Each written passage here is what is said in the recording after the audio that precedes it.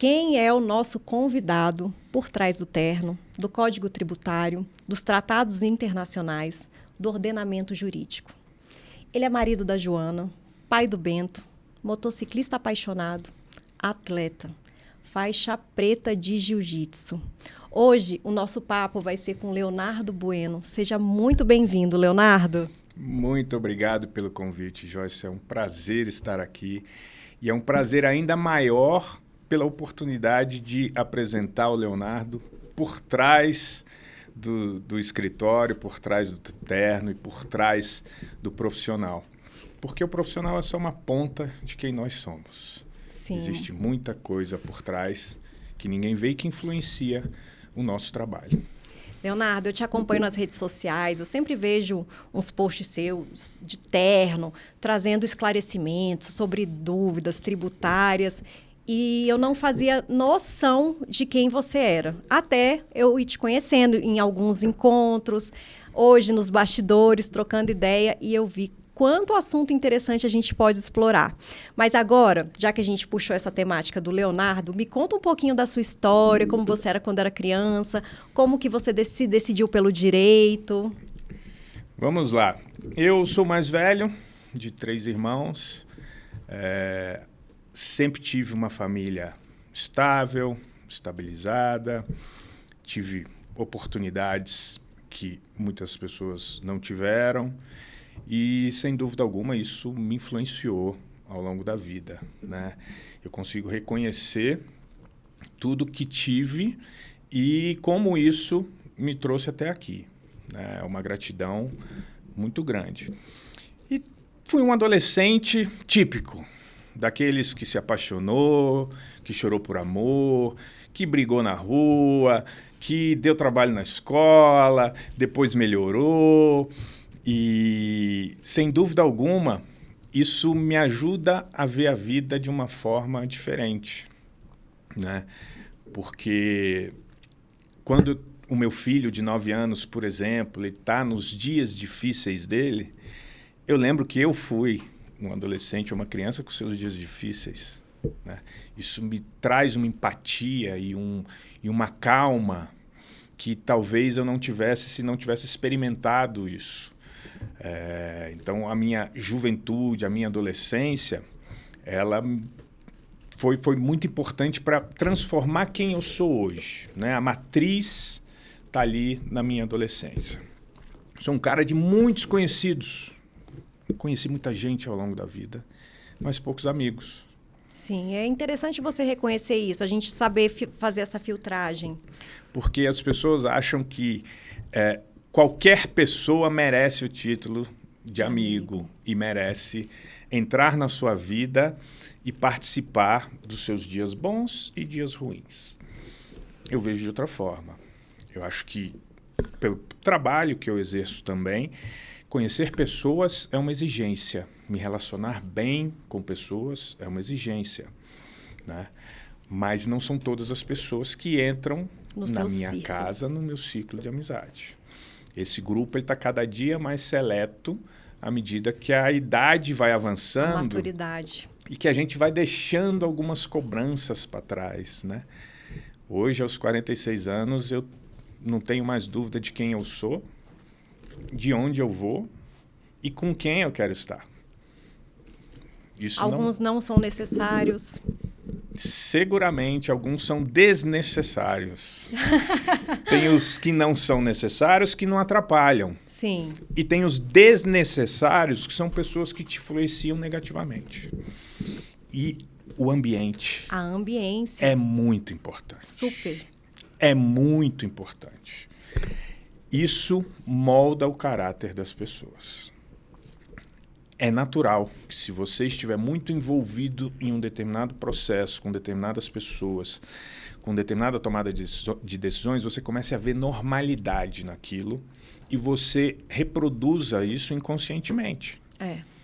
Porque as pessoas ao seu redor estão fazendo a mesma coisa. Então, a gente precisa ser muito criterioso com quem está ao nosso redor.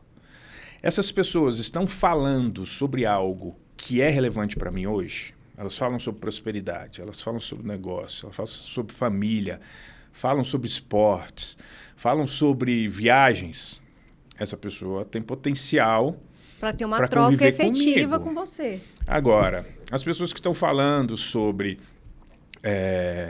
imaturidade, outras pessoas, sobre se dar bem a qualquer custo, uma vida sem saúde, sem disciplina, definitivamente não me seduz mais. A sua disciplina você começou a construir com a ajuda do esporte, mas eu acho que isso aí já faz um pouco parte da sua essência.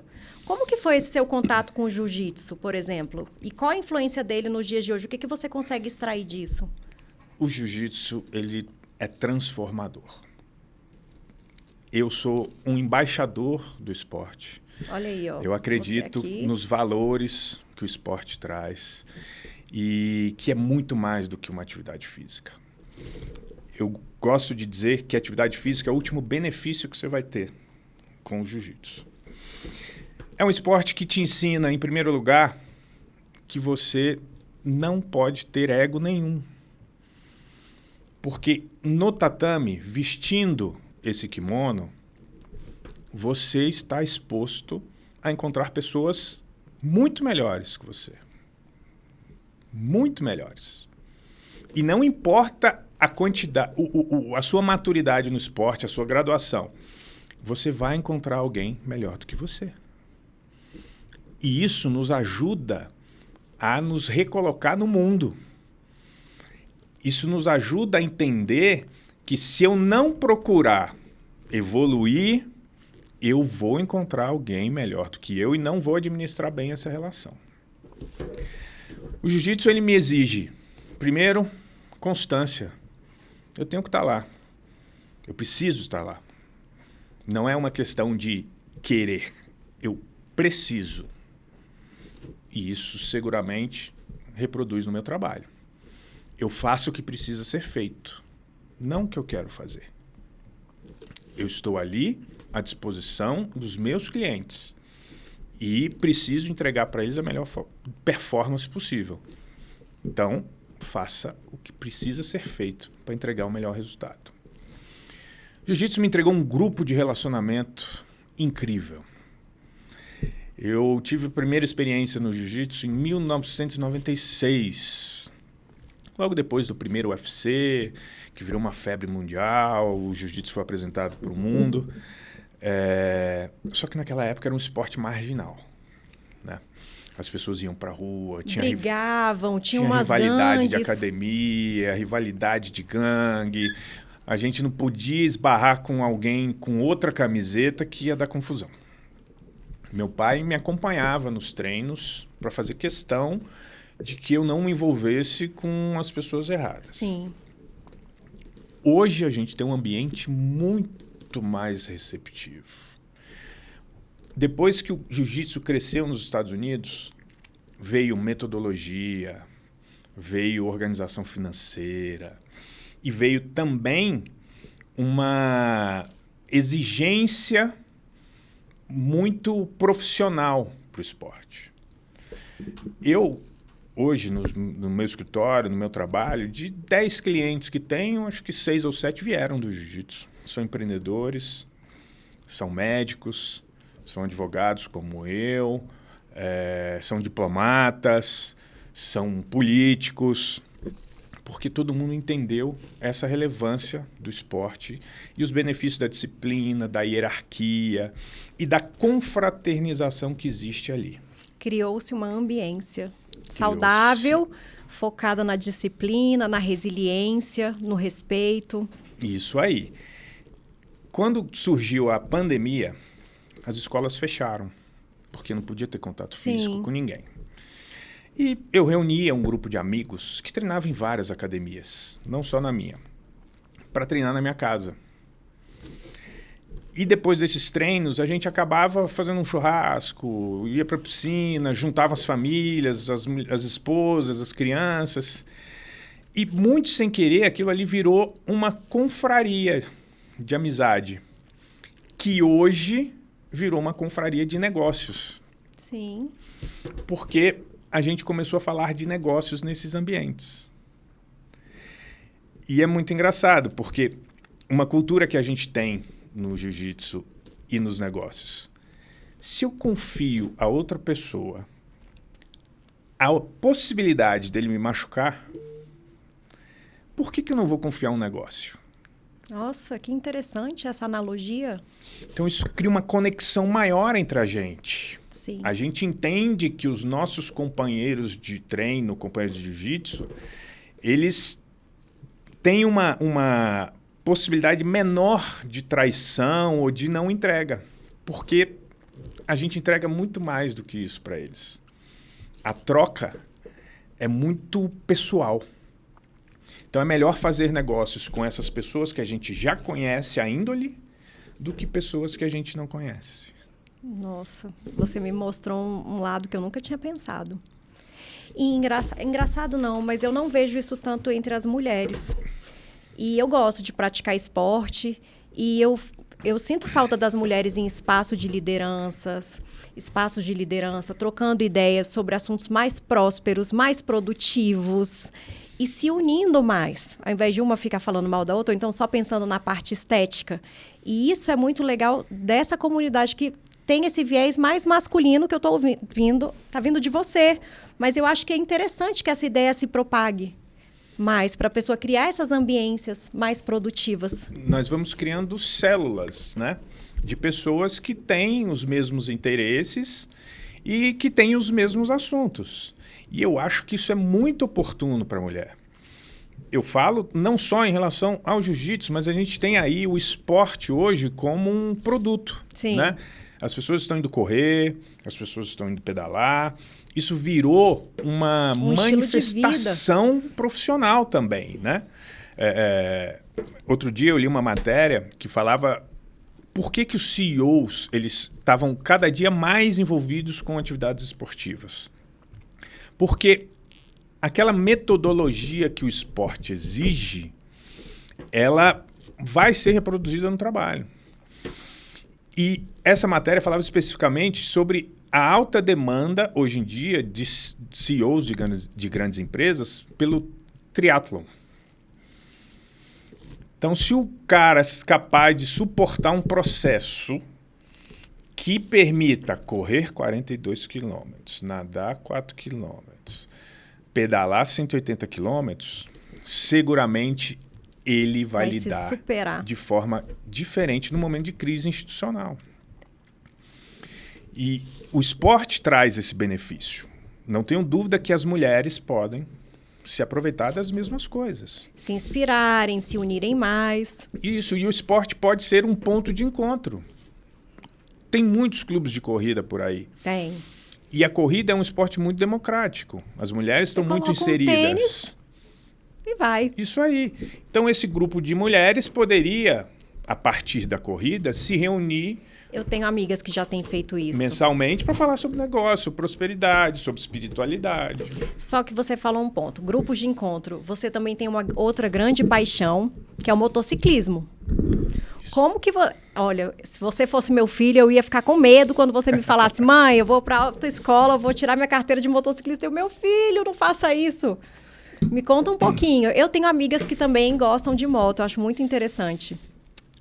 A minha relação com a moto ela é espiritual.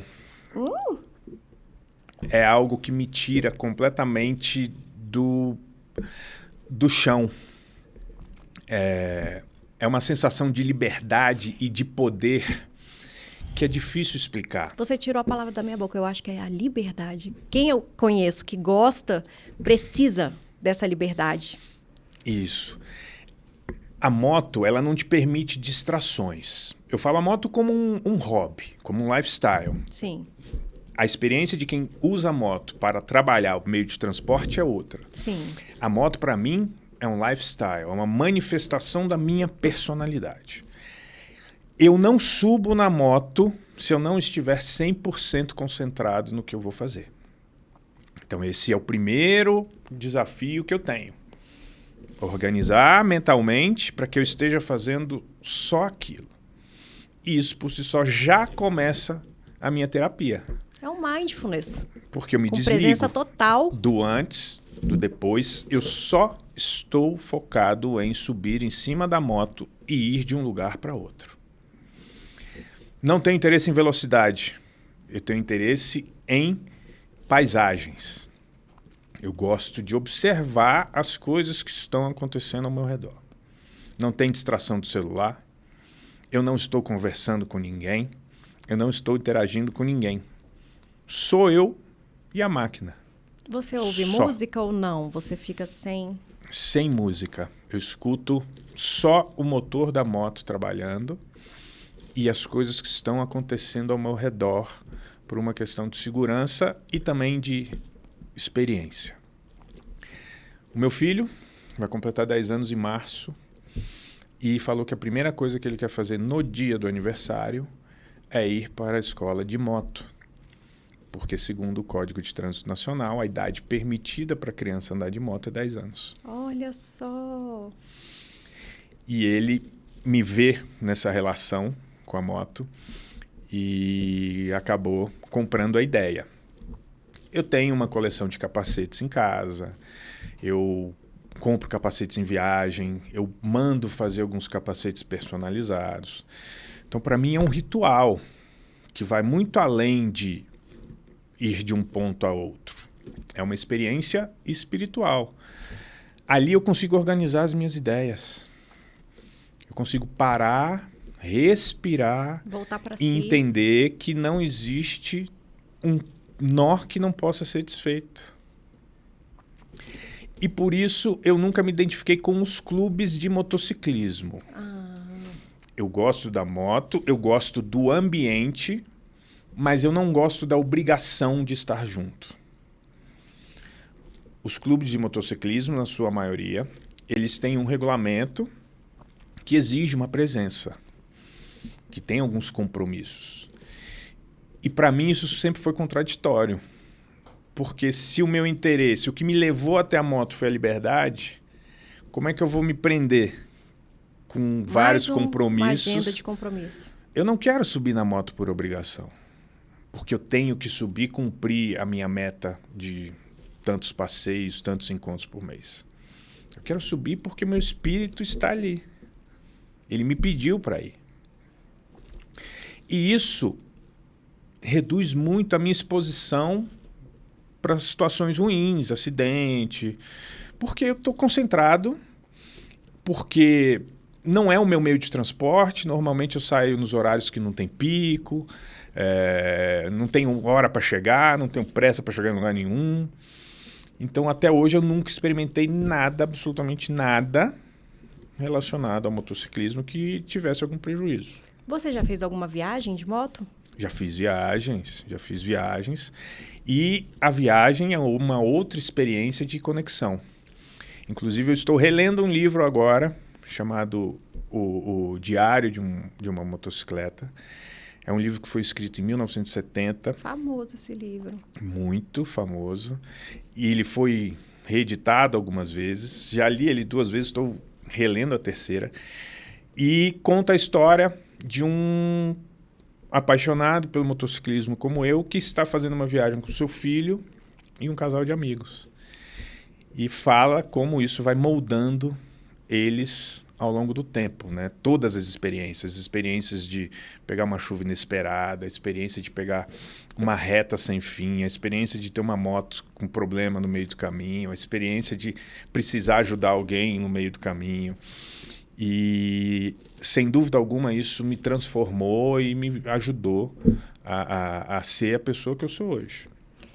Agora, pensando no seu espírito de liberdade, desbravador, eu quero que você me conte um pouquinho da sua experiência com o direito internacional, que você cursou direito e resolveu ter uma experiência no exterior, fez um LLM. Conta um pouquinho dessa experiência pra gente. Um pouco antes de entrar na faculdade de Direito, eu fiquei balançado pelo curso de Relações Internacionais. Porque, sendo advogado ou não, eu sempre tive esse interesse pelo mundo. Eu queria ter a oportunidade de descobrir o mundo trabalhando. Eu fiz um semestre de Relações Internacionais na Universidade Federal de Goiânia e descobri que não era bem isso que eu gostaria. Mas pelo menos você tentou e respirou experimentei. Essa atmosfera. Migrei para o direito, já tinha certeza que seria advogado desde o primeiro dia de aula. E passei os primeiros anos da minha carreira construindo esse movimento de me relacionar com o mundo. A própria área que eu escolhi, o direito tributário, que muita gente acha que só tem aplicação interna, tem um alcance global. E eu fui amadurecendo essa ideia. Nessa época eu trabalhava num grande escritório, um dos maiores escritórios do país, que tinha operações no mundo inteiro, e fui absorvendo as informações, fui desenhando o meu plano estratégico. Em 2010, já mais maduro profissionalmente, eu já tinha 2 especializações, direito tributário, em contabilidade, eu decidi dar espaço de finalmente estudar fora. Escolhi a Holanda porque a Holanda é um país com muita tradição em negócios globais. O porto de Roterdã é um dos mais movimentados do mundo. E, naturalmente, isso puxou para eles uma exigência profissional enorme. Então, a melhor escola de tributação internacional do mundo está na Holanda. As faculdades de especialização em tributação da Holanda, elas são mais concorridas que Harvard. Tamanha especialização. E fui em 2010 para mergulhar nesse processo. E isso foi uma das melhores coisas que eu poderia ter feito na vida. É uma experiência que eu recomendo para qualquer ser humano. Sair da sua zona de conforto e entrar num ambiente novo que vai te desafiar a ser melhor. Você, nessa época, trabalhava no escritório, se licenciou. Como que você fez esse planejamento para você poder frequentar essa universidade lá na Holanda? Eu trabalhava nesse grande escritório chamado Machado Meyer, que me deu a oportunidade de ir, estudar e permanecer um tempo lá se eu conseguisse um trabalho que eles entendessem relevante. Certo. Então, eu fiquei licenciado do escritório e com essa oportunidade de ficar lá por mais algum tempo. Sim. E essa experiência foi desafiadora do dia 1 até o último dia. Eu tô aqui, tá passando 1000 coisas pela minha cabeça. O idioma, a cultura. O curso todo em inglês, né? Ele é focado para estrangeiros. Tem 2 turmas, uma para os holandeses e uma focada exclusivamente em estudantes estrangeiros. Certo. Todo em inglês. Mas a primeira adaptação que eu tive que fazer foi em relação ao próprio inglês. Um dos requisitos para entrar na faculdade é uma nota de corte muito boa nos exames de proficiência, TOEFL, Cambridge. E eu consegui obter essa nota de corte, que era elevadíssima, numa nota de máxima de 120 no TOEFL. O mínimo para entrar nessa universidade era 110. Nossa, quase gabaritar. Uma prova de interpretação de texto, fala, audição. Ela era bem geral, assim, transversal. Uma prova de 6 horas para fazer. Uma entrega física e intelectual enorme. Especialmente porque tinha pressão por trás de entrar na universidade. Certo. Cheguei lá achando que dominava o inglês. E encontrei um ambiente completamente diferente. Porque o ambiente que eu levei foi um ambiente acadêmico. E lá eu tive que aprender o inglês profissional. Eu tive que lidar com expressões profissionais que eu não estava acostumado no dia a dia. E tive que me encontrar nesse idioma com pessoas de outras 30 nacionalidades que estavam na minha turma. Eu me lembro que uma das primeiras disciplinas que eu tive foi com um professor inglês, que dava aula em Oxford, e que dava aula para nós como se estivesse dando aula para os alunos dele na Inglaterra. Era desesperador. Eu não entendia nada que ele falava. E ele disse: a nossa prova vai ser muito descomplicada, Vai ser uma dissertação de até 1.000 palavras, ou vocês escolhem responder outras 2 questões com 500 palavras cada. E o meu pensamento foi, eu não conheço 1.000 palavras em português. Como é que eu vou fazer em Como inglês? é que eu vou fazer isso Profissional. aqui? Eu pensei que não fosse suportar o processo. Em muitos momentos eu achei que tinha tomado a decisão errada e antecipada. Por mais que eu tivesse vivência profissional e acadêmica, eu me senti constrangido em alguns momentos. E eu falei, quer saber? Tô aqui, eu vou ter que dar um jeito. Eu vou continuar. Vou continuar. A universidade, muito inteligentemente, coloca essa primeira fase do curso na estação do ano mais difícil, que é o inverno. Você não tem o que fazer. Então você vai estudar. Eu só tinha isso para fazer. Me dedicar aos estudos e me adaptar. Não tinha outra distração. Tinha a Joana, que estava comigo, mas ela rapidamente conseguiu um trabalho, foi trabalhar. Eu falei, eu vou resolver isso aqui. Nos finalmente, consegui administrar a prova. Foi a minha melhor nota de todo o curso. E daquele momento em diante... Você ganhou autoconfiança. Eu ganhei uma segurança. Fôlego. E eu me senti tão conectado que eu falei, ninguém me tira daqui mais. Uma das coisas mais libertadoras que o ser humano pode experimentar é saber que ele se comunica com o mundo em qualquer lugar. E isso para mim foi incrível. Eu, nos primeiros dias, achei que não fosse suportar o processo. Eu pensava na minha tese. Como é que eu vou escrever uma tese em inglês e apresentar uma tese em inglês se eu não sei nem português direito? E no final, as coisas funcionaram. O medo que eu tinha de não conseguir escrever em inglês, ele virou uma adaptação tão grande que eu não consigo falar sobre a minha tese em português. Você virou a chavinha totalmente no seu cérebro. Eu pensei ela em inglês. Eu apresentei ela em inglês. Tão presente você estava. De tão presente e mergulhado no processo que eu estava. E aquilo me demonstrou que o ser humano é capaz de qualquer coisa. Quanto tempo durou? O curso inteiro foi 1 ano e meio. Depois eu trabalhei por 6 meses em um escritório na Holanda, num departamento de direito tributário internacional, que era focado em operações para estrangeiros. Então foram no total 2 anos de experiência. E você voltou transformado. Outra pessoa. Isso mudou a minha relação com a minha própria cidade. Depois de tanto tempo fora, eu fiz questão de não voltar enquanto eu estivesse fora, para aproveitar o máximo possível essa experiência. Eu voltei para Brasília e percebi o quanto esse lugar é incrível. Olha só.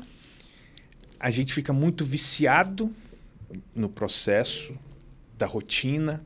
Que não presta atenção. Que a gente não presta atenção. As nuances. Quando a gente está fora e volta para casa, é como se eu tivesse redescoberto a cidade. Você viu coisas que antes você não via. Eu comecei a ter práticas que eu não tinha. Um dos momentos mais esperados no dia na Holanda era o sol, que raramente aparecia. Quando o sol aparecia, as pessoas desciam dos prédios comerciais e iam para a rua tomar sol. E quando eu cheguei da Holanda, eu fazia isso todo dia. Falei, olha, mas eu tenho sol aqui todo dia. Todo dia Eu vou aproveitar eu esse saía sol. do meu escritório, lá do 7º andar, descia e ficava 15 minutos no sol. Coisas que a gente não dá um menor valor e que nem lembra que existe. Então foi algo que me transformou num ser humano completamente diferente. E por isso eu digo, quem tiver oportunidade, vá, porque é transformador. E como isso influenciou o meu trabalho hoje? Isso que eu ia te perguntar agora. Nada mais me assusta. Você criou uma casca grossa, uma couraça. Certa vez eu tive que trabalhar num dos casos mais importantes do escritório no Supremo Tribunal Federal. E naquele momento eu tinha que fazer uma defesa oral para 11 ministros do Supremo Tribunal Federal, que são, em tese, a cúpula mais do poderosa do judiciário. Direito do judiciário, são as pessoas mais preparadas intelectualmente, profissionalmente.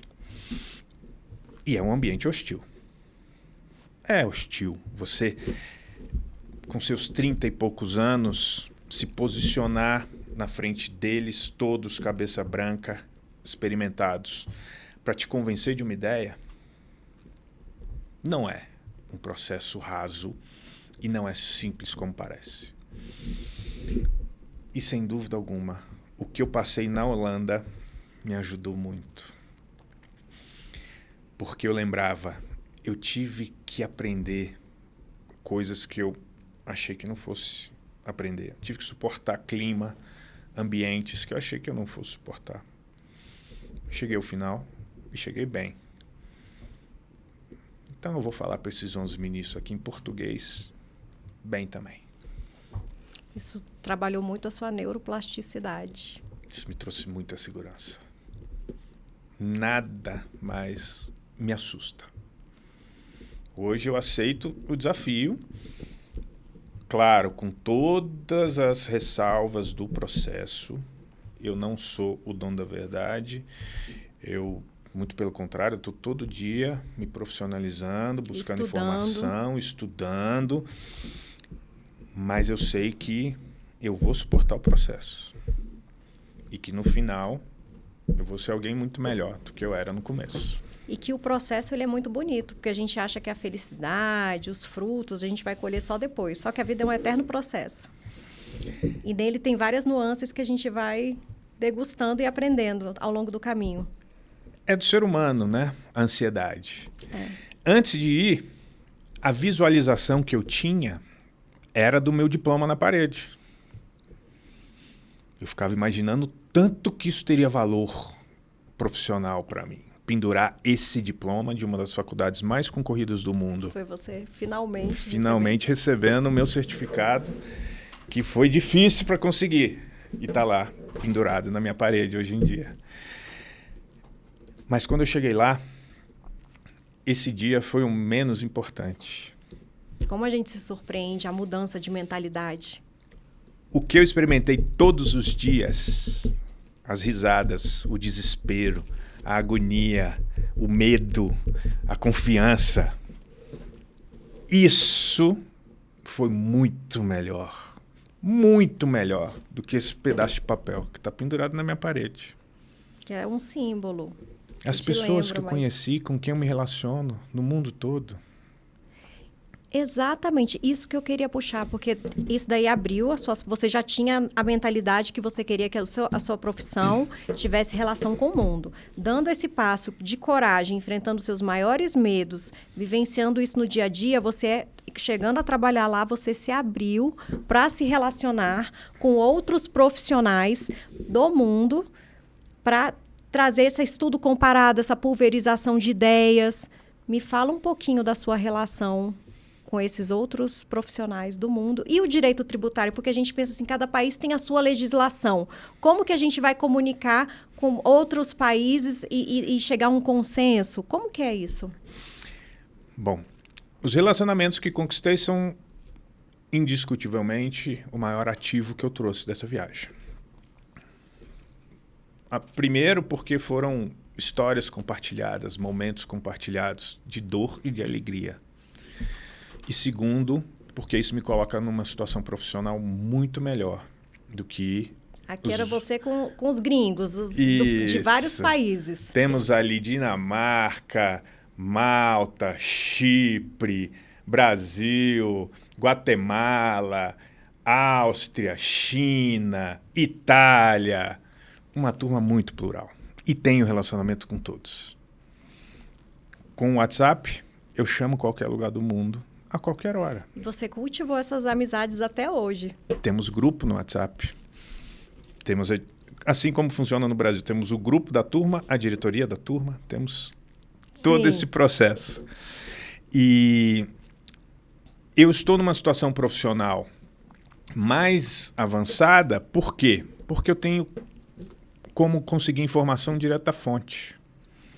Então, toda vez que eu me deparo com um trabalho que exige outros países, né? Um cliente que pensa em abrir uma empresa em outro país, outro país que pensa em abrir uma empresa no Brasil, ou um cliente que pensa em se mudar para outros países, ou investir em outros países, eu tenho os contatos das pessoas que trabalham com isso e que vão me passar a informação mais segura e mais atualizada possível.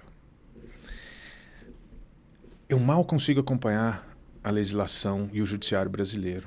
Não para de mudar. Muda o tempo todo. E da mesma forma lá. Uma coisa sou eu ter uma ideia formada 6 meses atrás sobre o que a Itália está fazendo. Outra coisa é eu acionar o meu amigo, parceiro profissional, no momento para saber se as coisas ainda funcionam daquele jeito. Então essa troca de experiência, essa troca de informações e a velocidade me coloca numa posição diferenciada na mesa, porque os negócios hoje eles precisam de agilidade e segurança. Sim. Né? Porque a gente vive num mundo que está cheio de informação. É difícil a gente saber filtrar o que é fake news, o que não é, os posicionamentos. E nada melhor do que alguém que está ali vivendo na prática, sabe todos os pormenores, os meandros do caminho para te proporcionar aquela informação fidedigna. Isso aí. Então, essa conexão, esses relacionamentos, Itália, Espanha, Chipre, Malta, Dinamarca, Áustria, isso tudo me coloca numa posição profissional muito melhor hoje em dia. Eu não preciso ir no ChatGPT, eu tenho um austríaco que vai me falar como funciona. O próprio chat erra, mente, às vezes inventa jurisprudência que não existe. Seguramente o que está se tornando um problema, né? Porque os advogados eles estão transferindo todo o trabalho para o ChatGPT. E não é... estão delargando, literalmente. Eles estão delegando sem a revisão. Delargando. Isso é um prejuízo enorme para o sistema. Né? São os advogados que estão se formando hoje. Isso valoriza ainda mais os profissionais que têm seriedade, compromisso, que trabalham à moda antiga. Então, quando eu disser que na Itália funciona de um determinado jeito, eu estou falando com um italiano, com alguém que está inserido na comunidade e no mercado local. Eu não estou falando com a opinião de um computador. E esses profissionais estão estudando, estão se preparando a longo prazo. É isso. Um dos ativos mais importantes da advocacia, sem dúvida, são os relacionamentos. Eu diria que hoje em dia é para tudo. O ser humano é um ser que nasceu para se relacionar, para ter essa sensação de pertencimento, e é por isso que é importante a gente criar uma ambiência estratégica. E aqui eu faço uma ponderação, porque muitas pessoas erram no processo de venda desses relacionamentos. As pessoas, elas tendem a comercializar demais esses relacionamentos ou monetizar demais, né? Chega numa primeira oportunidade já querendo arrancar alguma coisa, se aproveitar de alguma forma, fazer um negócio ali de forma agressiva. Não é assim que funciona. E as coisas não funcionam dessa forma.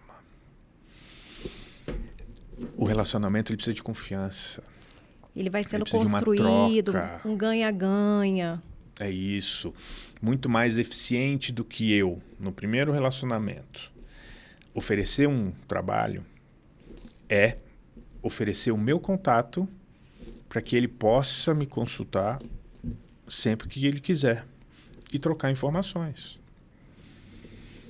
Quando eu quero atingir um determinado objetivo, um determinado cliente, um determinado segmento, eu vou estudar esse segmento, vou estudar os negócios desse segmento, eu vou entender o que é relevante e vou compartilhar as informações de forma gratuita. Isso é um pilar da prosperidade, porque você tem a abundância, você não precisa, não vai ser uma informação que vai fazer o outro se tornar melhor ou pior.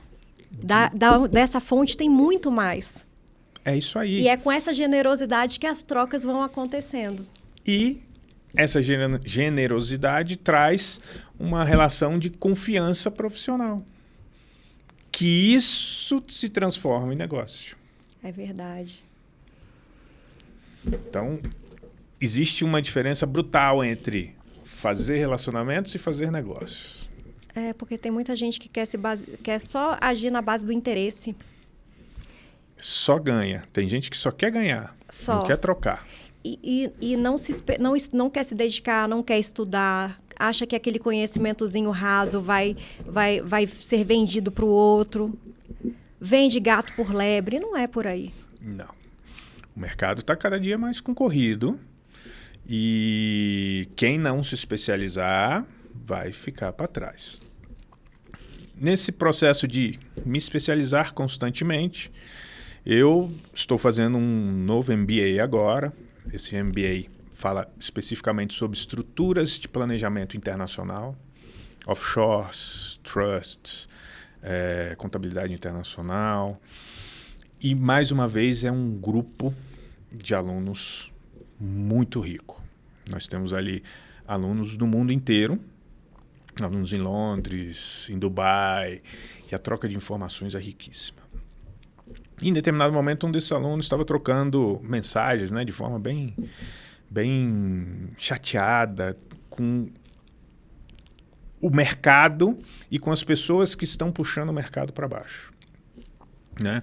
Dizendo que estava perdendo trabalho para os profissionais que cobram menos e que, no final das contas, não entregam o resultado e isso acaba voltando para ele depois, para virar um trabalho mais difícil. E eu falei, o sistema precisa dessas pessoas. E ele vai ter essas pessoas sempre, elas fazem parte. O sistema precisa dessas pessoas porque tem clientes que precisam dessas pessoas. E que não são para você. Exatamente. Então, deixa essas pessoas absorverem a parte ruim do mercado, que são os clientes ruins. Foca no cliente que é bom. O cliente que é bom, ele reconhece que você tem valor, não preço. E aqui, uma distinção importante. O advogado bem-sucedido, ele não apresenta proposta de preço, ele apresenta de valor. Eu estou te entregando um benefício que seguramente precisa ser bem remunerado. Então, essas pessoas que puxam o preço para baixo, que dão uma marginalizada no mercado, elas têm os clientes deles. É bom que esse cliente nem vem para o meu escritório. Ele já sabe que ele não tem espaço ali. E isso me dá um ganho de tempo, de eficiência, e eu finalmente só consigo trabalhar com o que é realmente relevante e que vai me remunerar muito bem. Do contrário, não faz sentido. Leonardo, falando agora dessa ambiência, eu quero explorar um pouco essa sua conexão com outros escritórios, que você recentemente fez uma viagem ao Chile. Me conta como que você... Isso foi desperto desde esse curso que você fez na Holanda? Ou você... Foi depois? Foi outra história que conectou você a esses outros escritórios? Conta um pouquinho pra gente. A experiência da Holanda me confirmou, né, o meu desejo de querer me posicionar globalmente. Certo. Mas essa oportunidade mais recente, ela veio pelo meu sócio. Mais especificamente, meu sócio, um belo dia, num desses trabalhos de relacionamento governamental, conheceu um estrangeiro que estava no Brasil procurando profissionais para que pudesse auxiliá-lo com um cliente dele que queria fazer investimentos em determinado setor. Meu sócio se aproximou, se colocou à disposição e descobriu que esse estrangeiro que veio ao Brasil fazia parte de uma aliança de escritórios na América Latina que trabalhavam com cooperação entre eles. E ele falou, olha, eu gostei muito desse modelo de negócio de vocês, né? Vocês têm algum representante no Brasil? Ou eles falaram, não, isso... e é exatamente por isso que nós estamos aqui hoje. Nós precisamos de uma representação no Brasil e mais especificamente em Brasília, perto das relações de poder para acompanhamento legislativo, governamental. E meu sócio trouxe a proposta de fazer uma aposta nessa aliança. Chama InLaw, Alliance of Law Firms, que começou no Panamá, 20 anos atrás, com escritórios exclusivamente da América Latina. Hoje, nós agregamos Itália, Espanha e Portugal. É uma oportunidade muito rica de trocar experiências. Nós temos encontros mensais, que são virtuais, para falar sobre política, não a política partidária, mas a política institucional, sobre oportunidades de negócios em cada país, sobre direito comparado, falamos sobre cultura e outros assuntos riquíssimos que contribuem para o nosso trabalho. E um desses encontros mensais acontece de forma presencial durante o ano. Em maio ou junho, aproximadamente. A cada ano, nós elegemos um dos países que fazem parte do InLaw para receber os demais, e esse país que recebe cria uma agenda institucional, uma agenda profissional, uma agenda social, inclusive.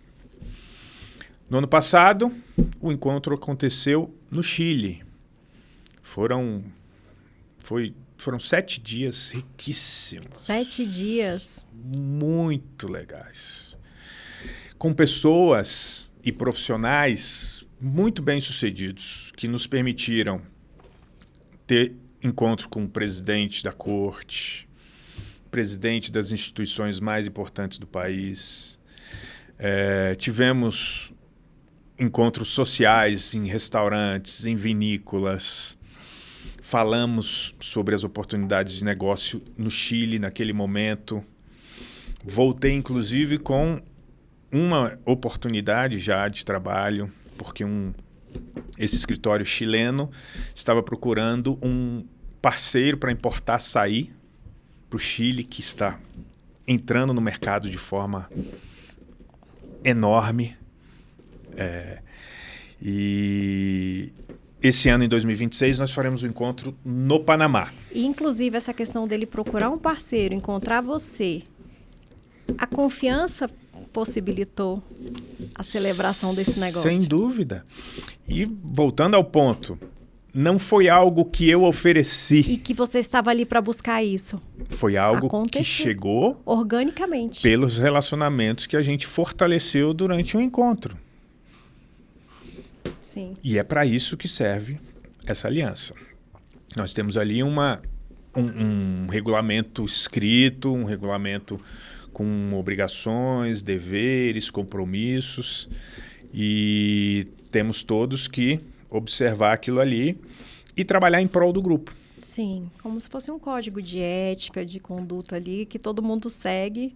É isso aí. Para não ter ruídos nesses relacionamentos, nas relações. Eu me comprometo. Se eu for ao Uruguai fazer negócio, eu tenho que procurar o meu sócio uruguaio que está lá na InLaw. Isso é um compromisso que nós temos. Sim. Né? E vice-versa. Elegemos o Panamá esse ano porque é o ano de comemoração dos 20 anos da aliança, onde tudo começou, e nada mais justo do que retribuir essa parceria e esse grupo incrível lá no Panamá. Mas já aconteceram encontros no Uruguai, República Dominicana, e ao que tudo indica, ano que vem a gente vai para a Europa também para dar oportunidade para esses novos escritórios que estão chegando. Muito interessante. Eu estou aqui, está passando um filme na minha cabeça. Eu quero que você fale também um pouquinho que você foi construindo, você já se sentia vocacionado para o direito, sabia que queria ser advogado. E você foi estagiando em vários lugares. Você me contou nos bastidores que você já atuou na Defensoria Pública, que você passou por grandes escritórios. Quais são os seus principais conselhos para quem está se enveredando na advocacia? A gente tem várias universidades, várias sendo reprovadas, mas para aquele estudante que realmente quer fazer algo diferente na carreira, na profissão. Duas coisas que eu faria diferente se eu tivesse oportunidade e a clareza de pensamento que tenho hoje, no início da minha carreira. Investiria mais na minha imagem pessoal e investiria mais em relacionamentos. Eu explico. Quando eu falo imagem pessoal, eu não falo necessariamente sobre o código de vestimenta. Eu falo sobre me posicionar mesmo. Saber o momento certo de falar e saber o que pode ser dito e o que não deve ser dito em determinadas ocasiões, em determinadas companhias. Isso muda o jogo. E relacionamentos, porque no início da carreira, a gente acha que tudo vai acontecer mais velho. Que só mais velho eu vou ter a oportunidade e a possibilidade de conhecer pessoas interessantes. E a gente vai jogando isso para frente. Quando isso poderia ser feito desde já. A OAB permite hoje muitas oportunidades com pessoas bem posicionadas no mercado. Existem seminários, congressos hoje que acontecem quase que semanalmente, então não falta agenda. Eu teria investido um pouco mais nisso naquele momento do início da carreira. Eu não teria deixado para depois. Certo. Então são duas dicas que eu entendo que são relevantes e que podem mudar completamente a carreira de um profissional que está começando. E pensando nessa questão do posicionamento, eu observo, acompanho você nas redes sociais. Você vem se posicionando mais ou menos há quanto tempo? Quais são os desafios que você tem encontrado? Se você já lançou algum produto digital? Como que está você com o ambiente digital e com a academia? Tirando o MBA que você acabou de falar que você está participando. Eu decidi investir no digital naquele momento que a gente estava passando pela loucura da Covid, né? O próprio judiciário, na ocasião, precisou passar por uma transformação muito agressiva. Porque existia a ideia de que em algum momento o judiciário ia ter que se digitalizar, informatizar, mas a pandemia enfiou isso goela abaixo e falou: você tem 6 meses para fazer isso. E eu identifiquei aquele movimento. Falei, eu preciso participar desse jogo, porque quando os tribunais estiverem digitalizados, eu vou poder trabalhar no Brasil inteiro. Hoje, naquela época, naquela ocasião, o meu trabalho estava geograficamente restrito a Brasília e São Paulo, porque tinha um custo de deslocamento, que às vezes o cliente não queria pagar. Por mais que o Léo seja profissional nisso, eu não vou sair daqui da Bahia para contratar ele lá em Brasília. Fica muito custoso. Tinha essa barreira. Com a digitalização de tribunal, veio também a normalização das reuniões por vídeo. Então agora eu não tenho mais que viajar a Salvador para ver um processo e eu posso me comunicar visualmente com o meu cliente. O mundo estava à disposição. Como é que eu chego nesses clientes? Como é que eu chego nessas pessoas? Por meio das redes sociais. Quem não me conhece precisa me conhecer nas redes sociais. É o caminho hoje mais descomplicado. Então, naquela época, reconfigurei minhas páginas de Facebook, de Instagram, focado em expandir a minha voz para o Brasil e para o mundo todo. A parte mais difícil foi entender essa linguagem das redes sociais, né? Eu tinha muito para falar, mas não podia e nem deveria falar muito, porque ao mesmo tempo que a rede social te permite falar, ela te permite falar para muita gente.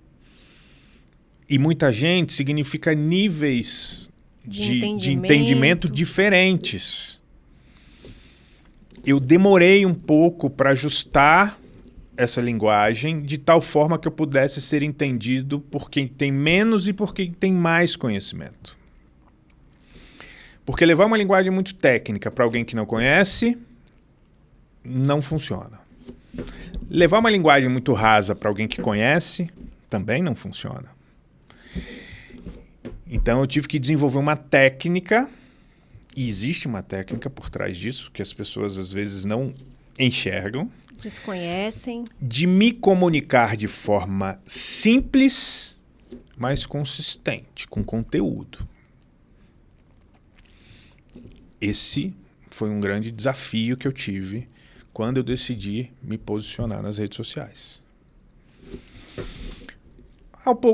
No começo eu achei que tinha muito... que a imagem pessoal tinha muito peso e fazia questão de estar sempre de terno, muito bem vestido. É importante. Mas também é importante mostrar esse outro lado. As pessoas querem saber quem é aquele ser humano, quais são os valores dele. Não é possível que ele dorme de terno. É. Não é possível que ele vai treinar de terno. Não é possível que ele sai de férias de terno. Como será ele como pai, com a esposa? Não é possível que ele só fale de trabalho. Porque são vários pratinhos que você tem que equilibrar. É isso. Então eu tive que fazer esses ajustes ao longo do tempo. Do dia 1 até hoje, evoluir de alguma forma. Posso melhorar muito, mas é o processo. E assim, hoje a gente conta com uma diversidade de redes sociais. Cada uma, às vezes, tem uma linguagem, um algoritmo, um formato diferente. Mas com a evolução dos conteúdos, o movimento mais atual que eu tenho acompanhado é que as pessoas já estão começando a querer mais profundidade. Então, a gente tem que estar em constante evolução e adaptação, aprendizado. E como que você faz também, porque você deve ser super ocupado. É pai, marido, dono de escritório, empreendedor, global. Como que você faz e quais as estratégias que você adota para poder trazer esse equilíbrio para a sua vida? E tá aqui são e salvo. Tudo bem, não vamos falar da motocicleta e nem do jiu-jitsu. Vamos pensar nesse jogo de cintura do dia a dia. Olha, uma das coisas que eu descobri durante o processo de construção, de posicionamento e de fortalecimento da minha marca pessoal. O caminho mais curto para fazer isso dar certo é contar a minha história e falar a minha verdade. Se eu contar a história de outra pessoa, se eu tentar traduzir a experiência de outra pessoa, vai faltar verdade. E quando falta verdade, eu preciso de mais investimento em locação, em estrutura, em visual das minhas publicações. Então hoje eu faço tudo pessoalmente. O que está nas minhas redes sociais hoje sou eu, 100%. Não tem ninguém editando vídeo, não tem ninguém produzindo minhas fotos, não tem ninguém produzindo texto para mim. O que está acontecendo ali sou eu, no meu dia a dia. Então, como é a minha verdade, é muito fácil encaixar na minha rotina. Eu estou trabalhando naquele assunto que eu percebi que é um conteúdo relevante. Eu não tive dificuldade. Porque você já está trabalhando com isso, respirando, você só vai comunicar Eu só vou expandir aquilo ali para mais colocar no pessoas. formato adequado para que a mensagem chegue da melhor forma possível. Às vezes um carrossel, às vezes um vídeo, às vezes só um stories. Mas é a minha verdade, é o meu dia a dia. Então, quando eu faço isso, eu não tenho que parar para fazer. Não Está te dentro da demanda minha tempo. rotina. Não me demanda tempo. Eu não preciso reservar um dia, como vejo muitas pessoas fazendo, para produzir conteúdo. Eu produzo conteúdo todo dia, o tempo todo. Porque sou eu. Quem está ali sou eu de verdade, o tempo todo. É a sua experiência. Eu não estou criando Você um personagem. se preparou para isso, você estudou, você respira isso, então sai de uma forma muito natural. E tem funcionado comigo. Sim. Agora eu estou numa fase bem desafiadora, que é... eu preciso de um canal no YouTube para transferir um conteúdo mais técnico, mais aprofundado e mais longo. Eu sou professor, eu dou aula em curso de pós-graduação em Direito Tributário, falo sobre comércio exterior, falo sobre tributação internacional. E eu sinto que, às vezes, as pessoas querem consumir esse conteúdo mais robusto. Só que para administrar uma rede social como um YouTube, por exemplo, aí eu preciso de uma engenharia de trabalho diferente, porque não é só postar. Os conteúdos são maiores, né? Eu preciso de investir em legenda, eu preciso investir em material de apresentação. É um passeio diferente. Mas é uma fase, um desafio bom de resolver, né? Se eu cheguei nesse ponto é porque a mensagem está chegando. De alguma forma as pessoas estão comprando a ideia. E as pessoas veem tanta verdade no que eu falo, em mim, no que eu sou, que elas começaram a me demandar mentoria. Elas perguntavam... Querem estar junto com você e querem que você fale o caminho das pedras para elas não terem que quebrar tanto a cara. Ou se aconselharem com charlatões por aí. Porque você está sendo quem você é, tem a sua história, que é a sua prova social. E tá aí um clique que eu tive numa fase mais avançada da minha vida profissional. As pessoas que passaram por mim, ou que eu passei por elas, elas têm uma gratidão muito grande pela orientação e pelo aconselhamento que eu dei ao longo da carreira. E elas começavam a falar sobre isso. E é um ativo que eu nunca prestei atenção, porque eu sempre fiz por amor, né? Eu adorava participar do processo seletivo dos advogados, pegar ele na mão. Você gosta de gente, né? Eu gosto de pessoas, eu preciso de gente. Desse contato. Preciso. Conexões, olho no olho. Isso me faz sentir vivo. A troca me faz sentir vivo. E as pessoas tinham essa gratidão de, olha, mas você me ajudou tanto. A prosperidade. Você me formou advogado quando eu não era ninguém. Eu tive dois estagiários que passaram na minha trajetória que eu peguei pela mão, formei. Quando chegou o momento, eles pediram indicação para estudar fora. Porque nesse processo de estudar fora, um dos requisitos, além do inglês ou do idioma do país, você precisa ter uma carta de indicação.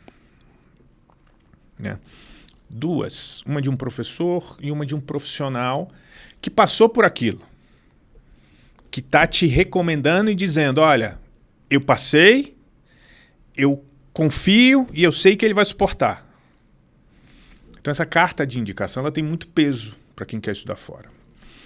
E esses dois estagiários que se formaram, trabalharam comigo, pediram indicações. Léo, eu quero que você me apresente uma carta de indicação. Falei, com todo o prazer do mundo. Apresentei a carta. Os dois nunca mais voltaram. Um está prestes a virar um diretor da Price na Holanda, um cargo de muita relevância. O outro está trabalhando na FIFA, nos Estados Unidos, em Miami. E tudo isso começou quando eles eram estagiários comigo. E foi nesse momento que eu entendi que tinha um produto que poderia ser comercializado, que é a mentoria. Eu tenho esse produto pronto, um infoproduto, que é a mentoria, e que já faço para algumas pessoas. Mas eu tenho uma dificuldade. Eu gosto tanto desse processo, e eu acho que é um ato de generosidade maior do que o financeiro, que eu não consigo escalar. Eu não consigo no sentido de... Para mim é difícil pensar nisso como um negócio. Mas você já parou para pensar que se você escalar, colocar como um negócio, esse negócio vai te oportunizar a alcançar mais pessoas? Com certeza.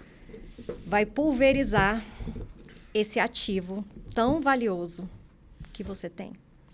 E quem está disposto e que precisa vai pagar com toda a alegria do mundo e vai ter um retorno muito maior. E nessa mentoria eu toco em pontos que ninguém toca. Eu falo sobre coisas que ninguém fala. Eu vou muito além do ensino da ciência, do direito. Eu ensino o ser humano a se comportar como um profissional. Um aluno de mentoria estava com dúvidas sobre como chegar em determinados eventos e identificar quais são os eventos que valiam a pena. Porque são muitos. Muitos. E se você não se cuidar, se você não fizer um trabalho e não for orientado, você vai perder um tempo relevante indo a lugares que não vão melhorar a sua vida. Falei, eu vou te dar uma dica. Que na verdade era um ensinamento, ele já estava como meu mentorado. Primeira coisa, pede a lista de convidados do evento. Gente, presta atenção no que ele está falando. E você que está assistindo é desse ramo, você nem precisa ser só do direito. Você empreende, já se inscreve no canal, acompanha, compartilha com seus amigos, parentes, profissionais, porque isso aqui é ouro verbal, em forma de palavras. Você tocou num ponto. Isso vai muito além do direito. Se você está na dúvida sobre a viabilidade de determinado evento, a primeira coisa que você deve fazer é pedir a lista de pessoas convidadas e confirmadas. Passo 1. A internet está aí. Com essa lista em mãos, você vai fazer o dever de casa e vai descobrir quem são essas pessoas. Nesse momento, você vai ter oportunidade de identificar 2 ou 3 que você gostaria de trabalhar junto. Que você admira. Ou que você queira ser um profissional junto com ele, ou que você queira que contrate o seu trabalho. Estude essa pessoa. Para quando você tiver a oportunidade de estar com ela, você saber exatamente o que dizer. Não dar uma bola fora. Você sabe qual é o negócio que ele está. Você sabe o mercado que ele está trabalhando. Você sabe qual é o interesse dele. Você sabe se ele tem filhos. Você sabe se ele pratica esportes. Isso tudo te permite entrar numa conversa de maneira mais suave. Não fica parecendo interesseira. Porque quando a gente sente o cheiro do interesse, a gente já se afasta. Exatamente. As pessoas repelem quem tem um interesse puramente financeiro naquela relação. Então, pegue a lista de convidados. Segundo, pergunte sobre o código de vestimenta. As pessoas não dão muita atenção para isso. Eu já estive em muitos eventos com pessoas desconectadas visualmente. Ou as pessoas atribuíram relevância demais para um evento que era informal, ou trataram com informalidade um evento que era formal. E os primeiros 3 segundos que a gente bate o olho numa pessoa, invariavelmente o nosso cérebro já cria um preconceito. E isso não tem nada a ver com o conteúdo da roupa. Se você está num evento informal, de empresários, da área de tecnologia, todo mundo de camiseta, tênis e calça, e você é o único de terno, você perdeu a sua chance. Ainda fica um peixe fora d'água. E não me importa se seu terno é Valentino, se é Armani, Hermenegildo de Não Segna. interessa, você perdeu a sua chance. Você se desconectou. Então você precisa saber muito bem para onde está indo. E nessa mentoria, eu dou esses insights. Né? Eu pego meu mentorado, falo, bom, te ajudei a escolher o evento. É esse? Pegou o código de vestimenta? Agora você vai fazer o seguinte, você vai tirar uma foto, fazer um vídeo e mandar para mim. Quero saber como é que você está vestido. Deixa eu ver seu sapato. Universidade nenhuma ensina isso. Não. E uma Escritório pessoa, e um nenhum amigo ensina isso. despreparado vai dar o conselho errado. Vai lá, gasta um terno na Ricardo Almeida de 15 mil reais, que você vai chegar bem. É, Num evento que tá todo mundo de calça e camiseta. pois é. Então a mentoria, ela serve para ir nesse detalhe. Ela é afiada. Muito. Porque, do ponto de vista técnico, a informação tá aí. Tá aí. Quem quiser, acha. Sim. Mas como é que você se comporta no ambiente? Isso a vida vai te ensinar. Você pode aprender isso em 10 anos. Pode ou você nunca aprender. pode nunca Se aprender. sentir uma vítima das situações. Ou você pode ter alguém para te orientar e encurtar o seu caminho agora. Eu compartilho a minha experiência. O que deu certo comigo. E o que deu errado também para ele não fazer. Porque muita coisa deu errado. Falando nisso, teve algum erro que já te ensinou muito, dentre esses que você acha interessante compartilhar aqui conosco? Sem dúvida. O erro é natural do processo. Sim. Não existe nenhuma forma de prosperar se não errando. Verdade. Ninguém quer errar intencionalmente. Sim.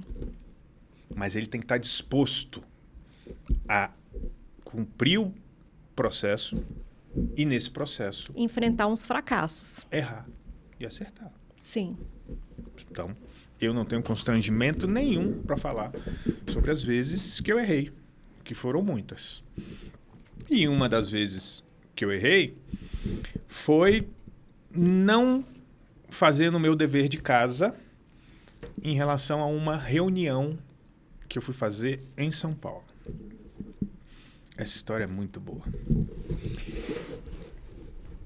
Eu não fiz o meu dever de casa. Eu atropelei o processo, eu tinha muita coisa para fazer. Estava indo numa reunião indicado por um cliente de São Paulo, no interior, um pessoal que era dono das maiores consultoras do interior de São Paulo. E eu fui desconectado visualmente e desconectado verbalmente. Coloquei o meu melhor terno, apareci nessa reunião e do outro lado da mesa tinha um empresário de camiseta, calça jeans e todo tatuado. Não fazia nenhuma questão de se esconder.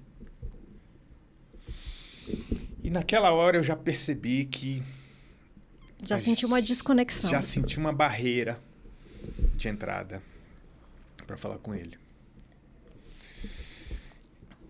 E eles muito espalhafatoso, né? Ele batia na mesa, falava alto, xingava, e falava palavrão, e falava, aqui é na minha casa, aqui é do meu jeito, ninguém vai cagar regra.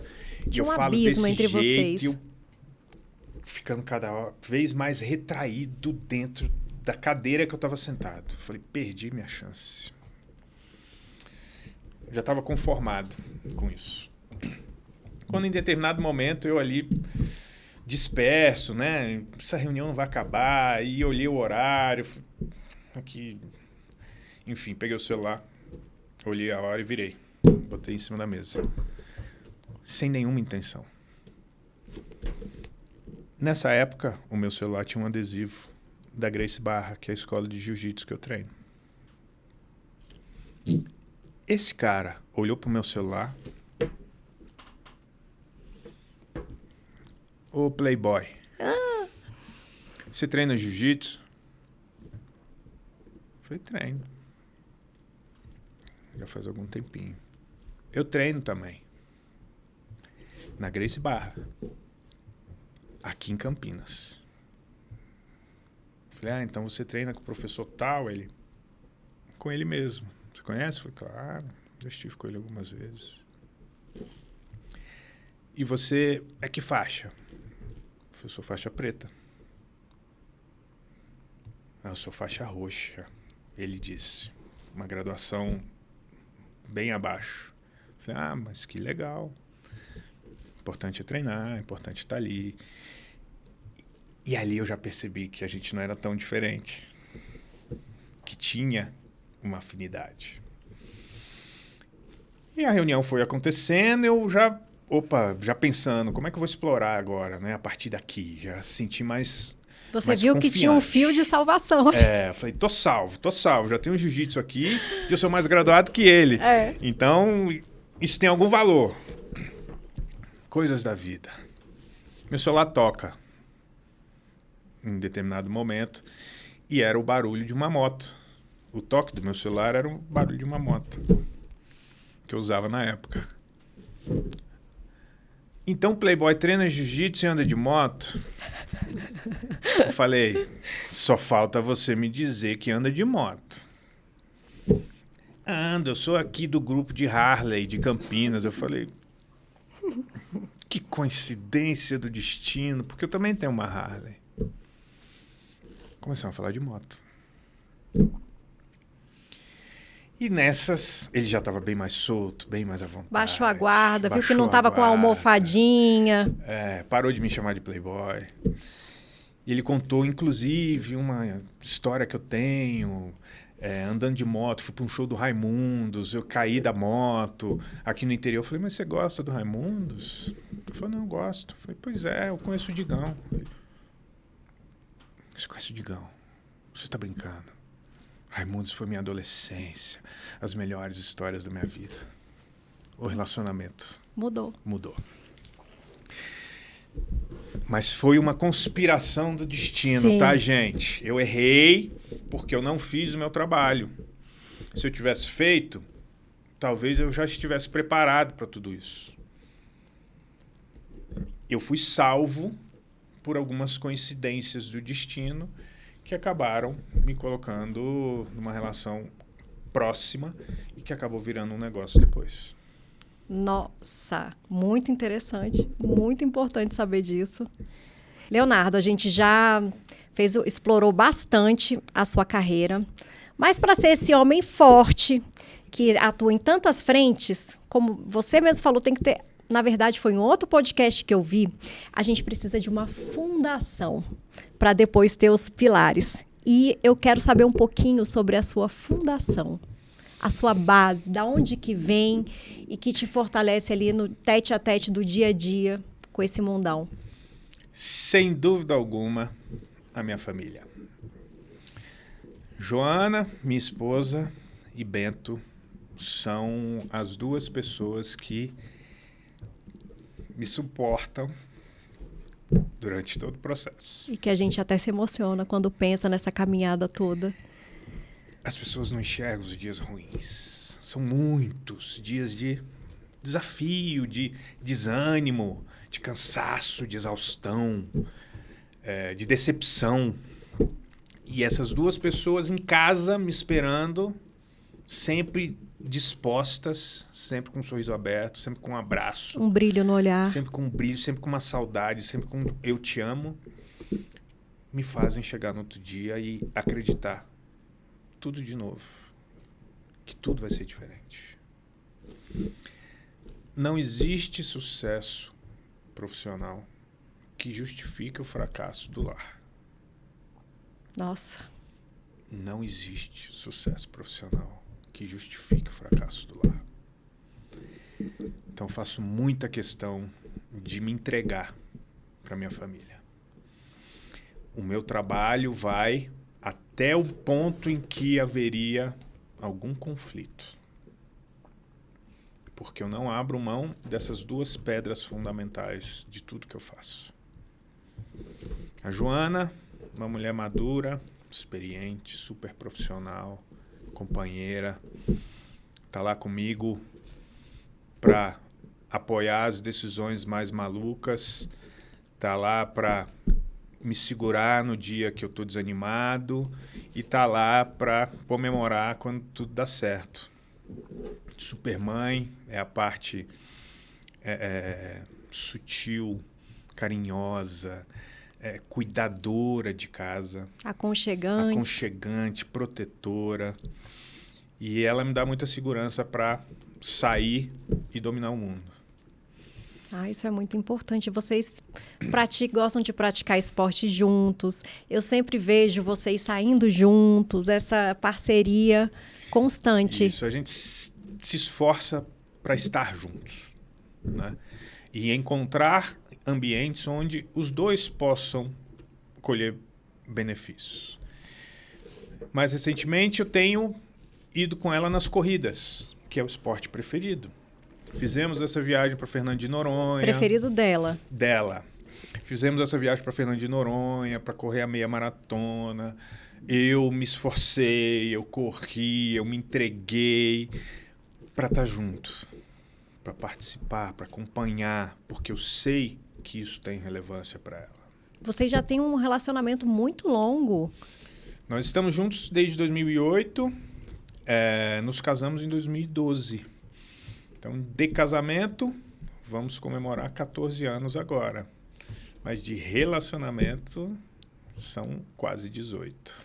É estrada. Então, o segredo desse relacionamento está aí vivo, latente, cheio de amor, te emocionando aqui.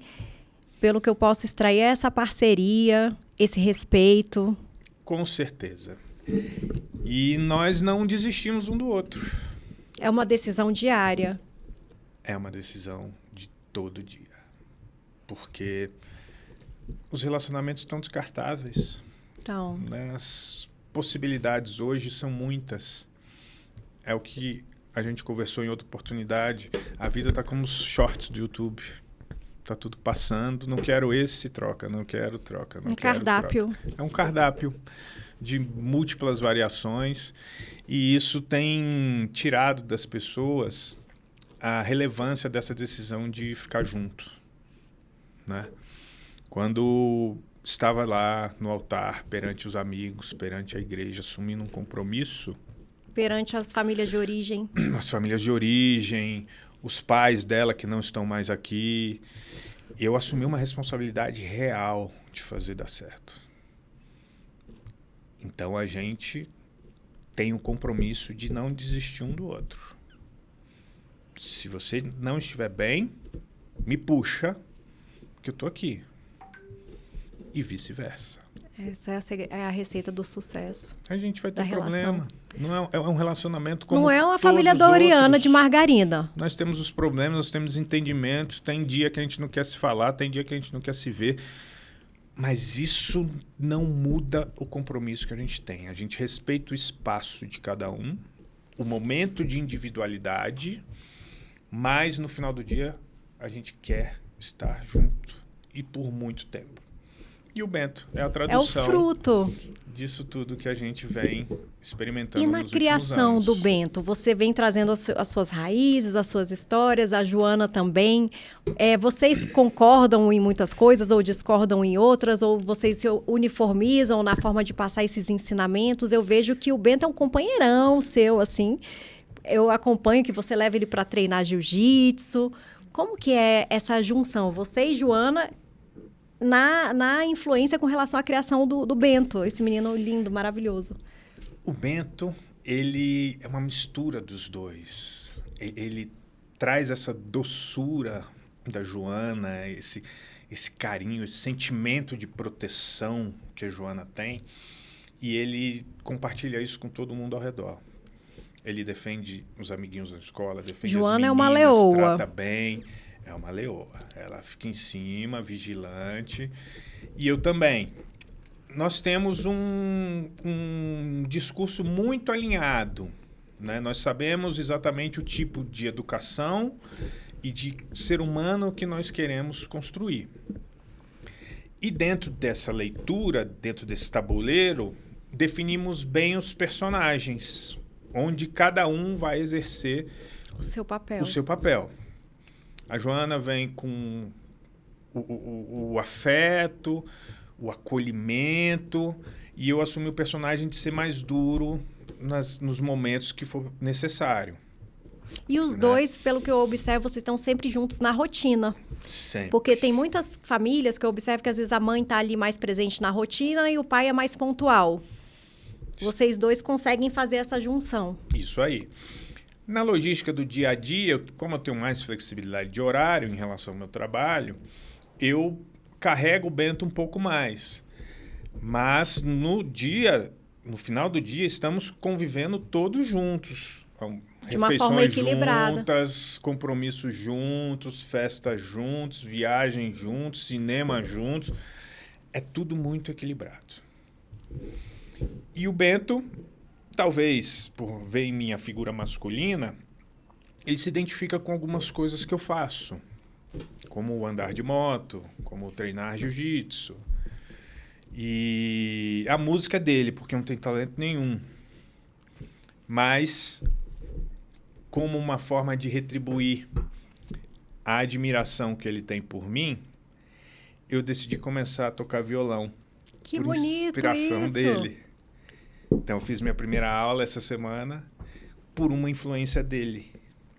Eu gosto tanto de ver ele envolvido com a música e de ver ele crescendo tanto que me deu vontade de fazer isso também.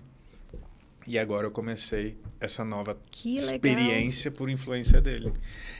Então, porque a gente sempre vê os pais numa posição dessa hierarquia, de ditar as regras. E a gente conversando aqui nos bastidores, eu vi o tanto que você respeita a individualidade do seu filho, a personalidade, esse lado mais emotivo, mais sensível. Porque como pais, a gente às vezes se coloca num nível de superioridade irreal, inclusive, que a gente quer traçar o que a gente julga que é melhor para os nossos filhos. E é um símbolo de muita humildade e humanidade sua praticar um hobby dele. O caminho inverso. Para entrar nessa imersão. É tão importante para ele que eu decidi mergulhar nisso com ele para estar mais junto ainda. E você está se fazendo um bem, porque você está se desafiando a fazer algo que não veio com você algo novo, que aparentemente você não tem facilidade, não tem esse dom. Nunca tive vocação para música. E qual foi a sua impressão da primeira aula? Porque até eu estava querendo fazer uma aulinha de violão. Desesperador. É? Já não sei se eu vou conseguir. Eu tô lembrando da Holanda, hein? É o mesmo processo. Desesperador. Eu não consegui tocar 2 notas. Mas, quando eu lembro de tudo que eu já passei, eu fico mais confiante para suportar o processo, porque eu sei que não é saber tocar. Meu objetivo nesse processo não é sair tocando violão. É ter mais uma conexão com meu filho. Que bonito. Porque eu tenho absoluta certeza que a gente vai falar sobre música, que a gente vai para show juntos, que ele vai me ensinar. Isso é muito mais importante do que sair músico. Nossa, eu estava pensando aqui num fechamento para o nosso episódio de hoje. Mas foram tantos ensinamentos que você passou aqui. E o que eu posso extrair é a sua humanidade, generosidade, abertura e humildade. E viver sobre esse processo. Eu queria que você tentasse resumir aqui, de tantos assuntos que a gente falou, uma mensagem para o nosso público, para eles levarem no coração.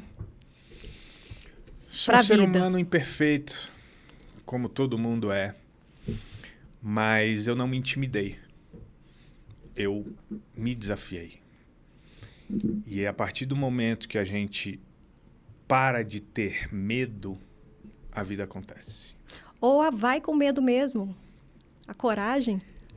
Isso não significa que a gente tem que ser irresponsável. Ah, é verdade. Irresponsabilidade e coragem são 2 coisas diferentes. O medo, ele é importante porque ele nos traz cuidados que são obrigatórios.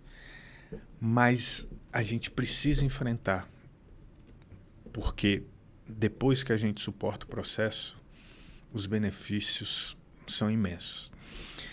Então, se vocês estão me ouvindo, me assistindo, Estão com medo? Vá. Vá. O pior que pode acontecer é você ter uma boa história para contar. Que maravilha.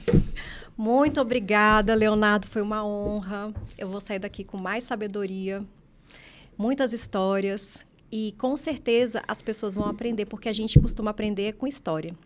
E a história verdadeira que você traz a prova social aqui pra gente. Muito, muito obrigada mesmo pelo dia de hoje. Eu agradeço o espaço, a oportunidade de me apresentar de uma forma diferente, com você conduzindo, com você me liderando aqui, batendo esse papo. Foi muito fácil. Me senti super à vontade e espero ser convidado novamente. Com certeza, com certeza. Muito obrigada.